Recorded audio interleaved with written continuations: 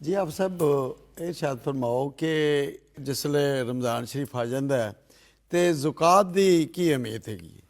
देखो जी, असल ज़कात का मसला रमज़ान के नाल मुअल्लक नहीं दा। ठीक है। ज़कात का मसला हौलाने हौल है। जिस वक्त भी ज़कात का निसाब पूरा हो जाए उस वक्त ज़कात अदा करो। लेकिन रमज़ान के नाल इस वजह तो लोग ज़कात देंदे ने क्योंकि हर चीज़ का अमल 700 गुना और जितनी ज़्यादा नीयत मिलदा साफ उन्ना बढ़ जाता है। जी जी। लोग रमज़ान और फिर वैसे दूसरी चीज़ हैगी, अल्लाह के रसूल सल्लल्लाहु अलैहि वसल्लम सब तो ज़्यादा सदका खैरात रमज़ान दे विच करते सन। हत्ता कि इस तरह आंदा कर री हिल मुरसला, जिस तरह तेज आंधी चलती है ना इस तरह अल्लाह के रसूल सदका करते सन।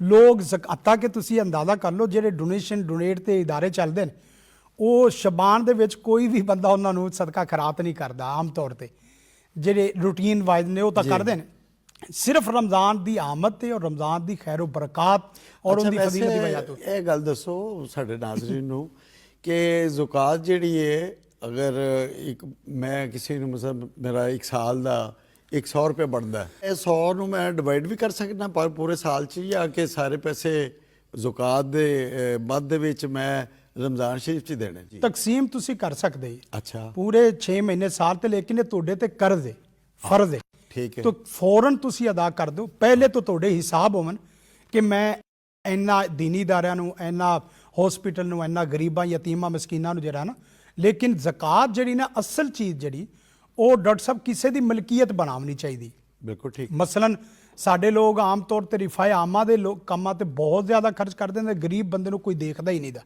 यतीम मस्कीन का खालिस हक है। इन्नमा सदकातु लिल फुकराई वल मसाकीन वल आमिलीन अलैहा वल मुअल्लफति कुलूबुहुम व फिर रिकाब।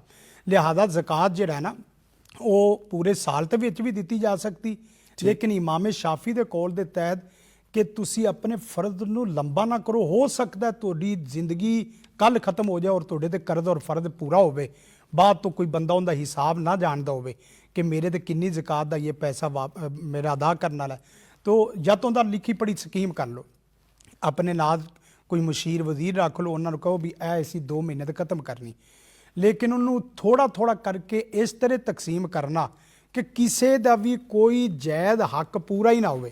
मसलन बाद दफा होंदा नफली सदका है, सदकातुल फितर है, वो डॉक्टर साहब तकरीबन 2-2, 5-5, 10-10 हज़ार बन गया। फर्द करो एक घर का 5,000 बन गया। 5,000 वास्ते 5,000 बंदे तक तलाश करना ये अच्छी बात नहीं दी।